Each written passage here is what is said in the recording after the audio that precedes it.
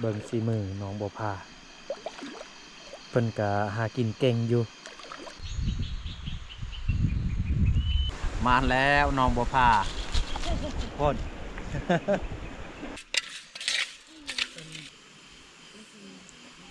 กราบทักทายสบายดีแล้วก็สวัสดีพ่อแม่พี่น้อง FC เบิร์ดชูคนใครที่เข้ามาเบิ่งมาชมสองของเฮาขอให้อยู่ดีมีแหงเด้อพ่อแม่พี่น้องเอ้ยสำหรับมื้อนี้เฮาก็ยังอยู่ในป่าตอนนี้ก็คือตอนแรง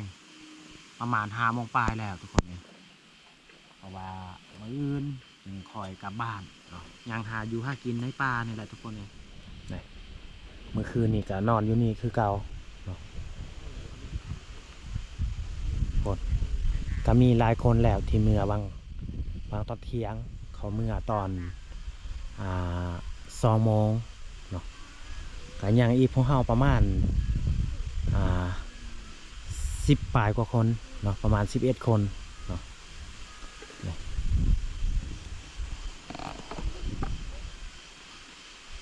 ี่ยบรรยากาศตอนที่แรงๆเนาะเฮาก็มื้อนี้ก็ตอนที่ค่ำๆจะคอยไปใส่หมองไว้เพราะว่า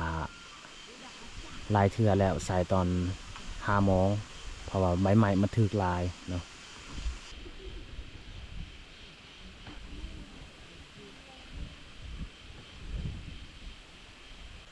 เฮามาแต่ละเทือเฮาเคยมานอนแถวนี้แหละเพราะว่าเยอะบ่อนี่สะดวกน้ำและก็มีปลาไม้บงสบายเวลาเฮาไปตัดกระบังให้ยังเนาะมานอนอยู่ข้างนั้น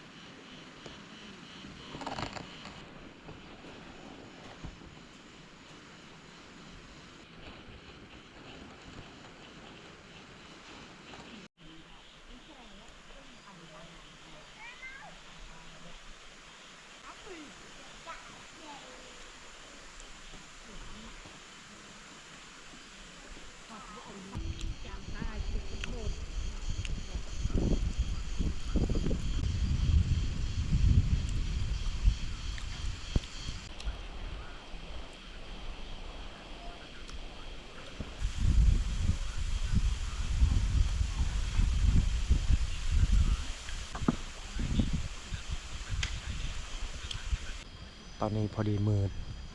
เฮาพาน้องบัวพาไปใส่หมองนี่แหละเอาในพานใหม่ไปใส่หมอง ไปเฮาไป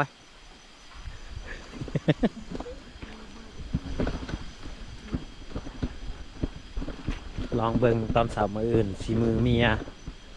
ให้เมียเป็นผู้กลางหมอง เอาบนนี้ก่อนบนหันแหละ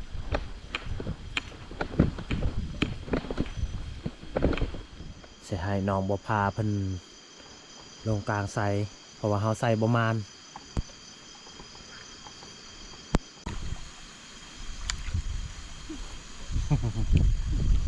เลิกบ่เลิกบ่ไปเลยเอาไปเลย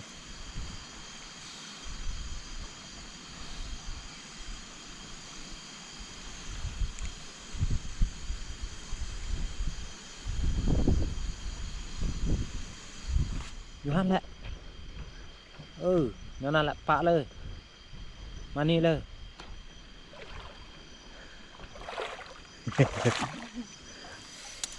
ขอให้มานเด้อลังเจ้าใส่ไปเลยไ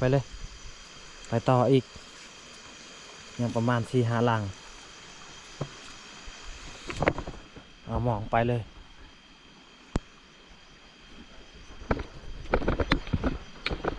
อยู่นี่อีกลังหนึ่งอยู่นี่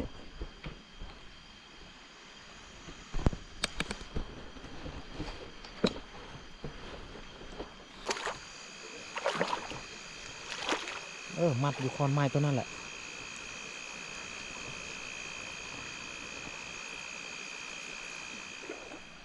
เบิ่งสีมือน้องบัวพาเพิ่นก็หากินเก่งอยู่ สมและเป็น เป็นเอยเลียงอ้าวฮานันไปเกาะหินนะ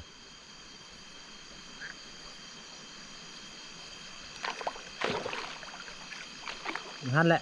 ปองอยู่ฮันแหละย่างเกาะ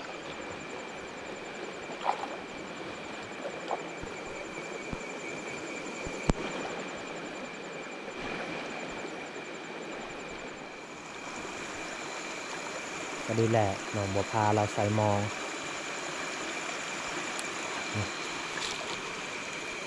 เราใส่ลงไปลุมเลยพอดีแล้วพ่อแม่เอาสองคนใส่มองมันแต่จะกลับเมื่อที่พักไปเมื่อครับในน้องบัวพาผู้เป็นใส่มองขอใส่มองบ่เลิกสำแอลนี่แหละ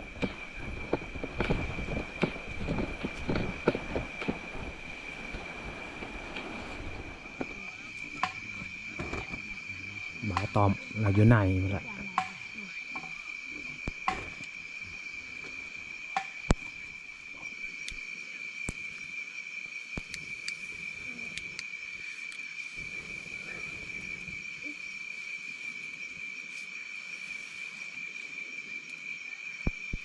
หนาวหนึ่ง หนาวแห้ง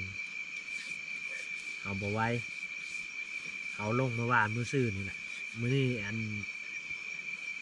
ถ้ารุ่นพี่น้องไอ้ตอนเช้ามื้ออื่นจะได้กินของกินอยู่บ่กันประมาณนี้ จิก ประมาณก็ดีใจแห่งมานแห่งดีใจได้กินของกินประมาณจะกินแจว เอายานมานปากคอใหญ่ คันใดพักคายใหญ่กันไปคาย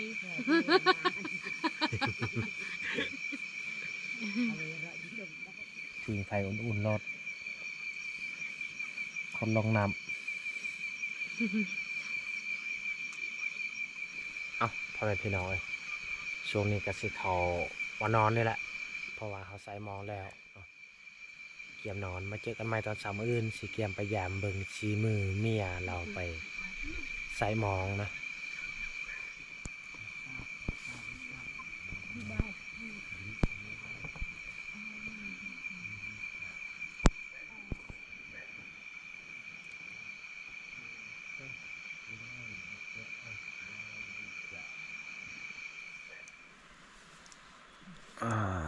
พากันตื่นขึ้นมาทุกคนเลย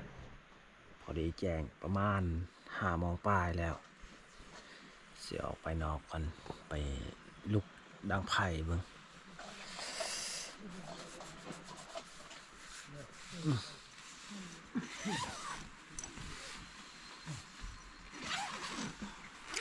ข้างนอกอาจจะเย็นแห้ง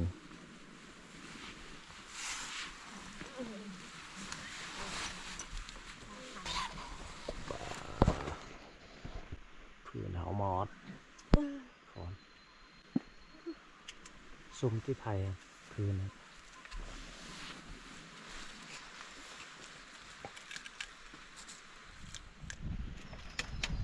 เรามาพาเราลุกดังเขาดังไผ่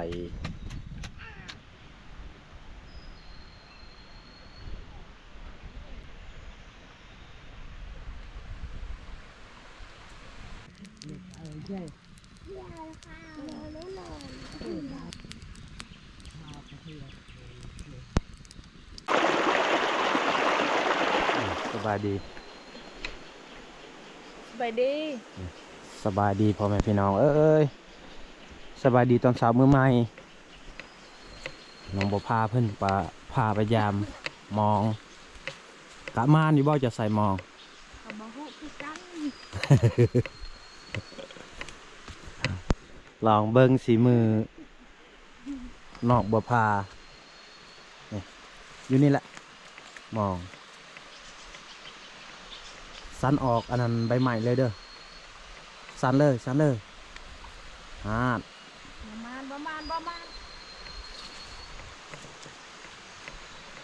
สิได้กินของกินอยู่บ่เนาะพับเอาพับเราเลย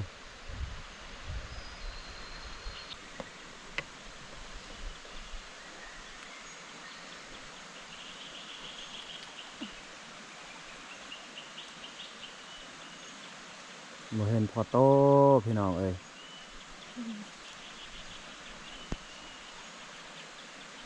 ได้กินอยู่บ่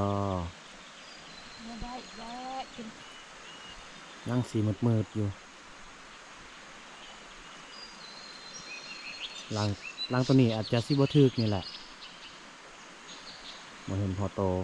ย่างแต่ก่อนหิน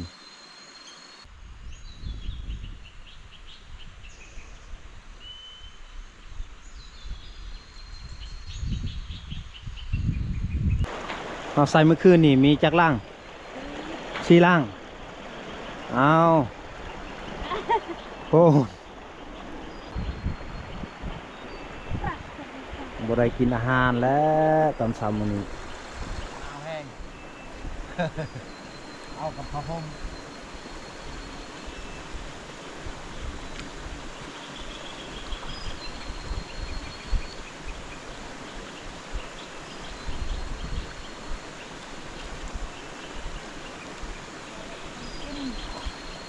เอาโอ้โตหนึ่งมา มัน มานแล้วน้องบัวพาพ่น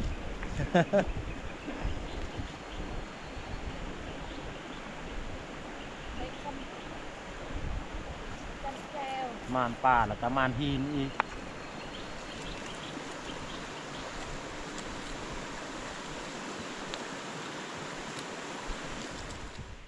ปลากังปลากังปลากังกระทึกมองปลากังหรือว่าปลาคอสิ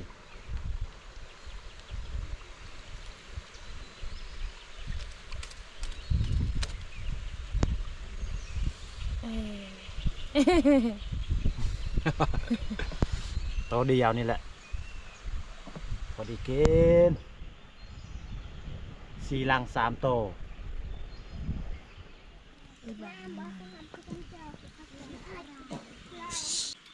การกระบำกระบ หุงเขาว เนื้อเจอเอละมา น้องบัวพาเป็นยามอง ใส่หมกถึกปลาถือ3 โตภูเขาเสานี่แหละ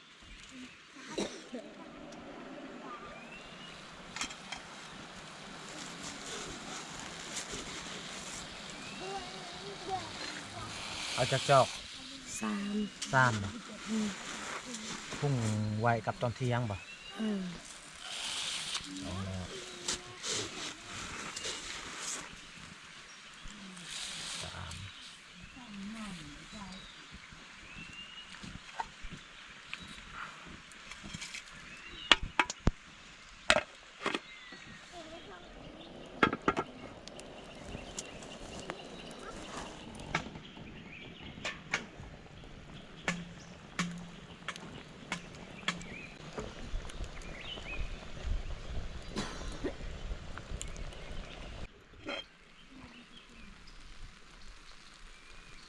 ข้าวของหุงสุกแล้วพี่น้อย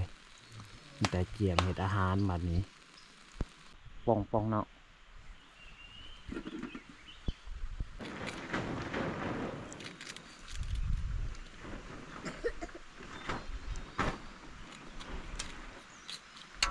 เห็ดอาหารพี่น้องเอ้ยเอาล่ามเอานี่ป่าอยู่บ้านเฮานี่บ่เอาเกล็ดมันออกก็ได้เพราะว่าแก๊สมันบ่ค่อยแข็ง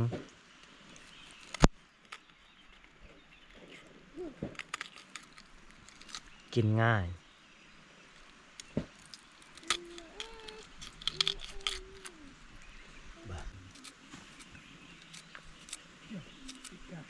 นี่ใส่เครื่องหอมมะพริกเป็นหน่วย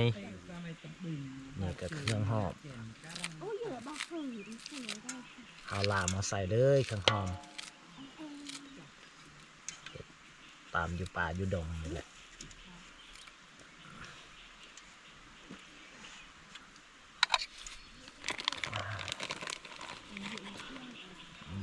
ของสลด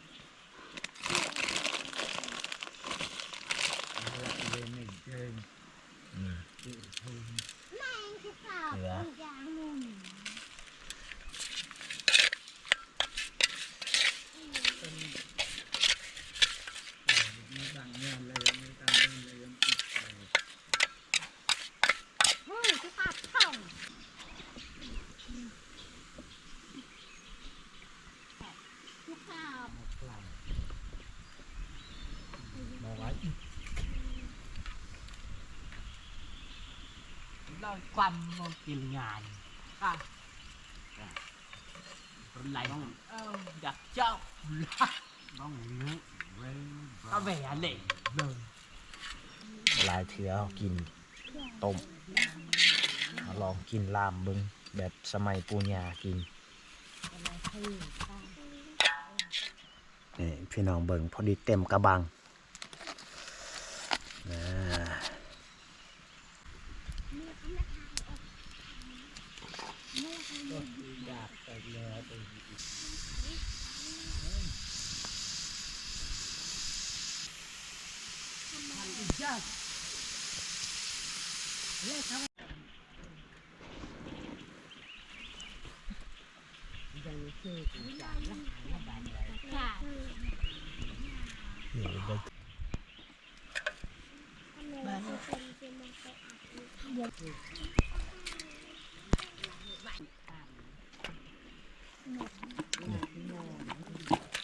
โอ้เอาลามไว้กับตอนเที่ยงพอดีเบิดเลยเอากินกับตอนเที่ยง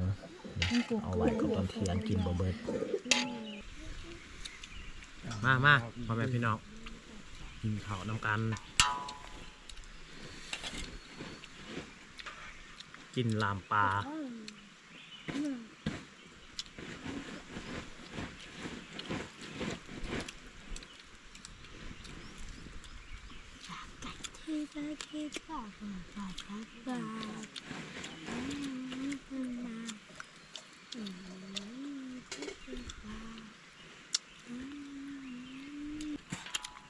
ไปอยากมาตัวกันนะนน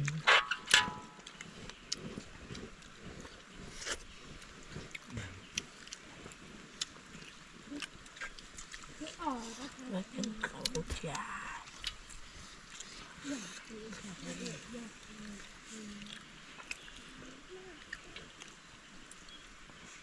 ไข่ปลา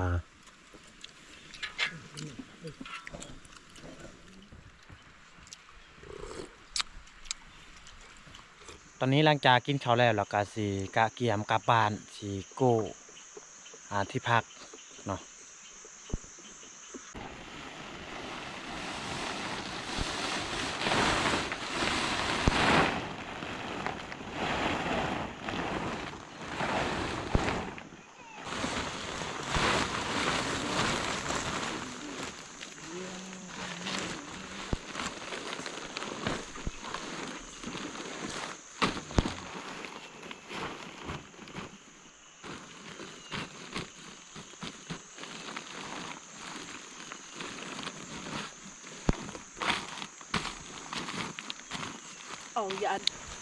เอาพ่อแม่พี่น้องภัยที่เข้ามาเบิ่งมาชมสองของเฮา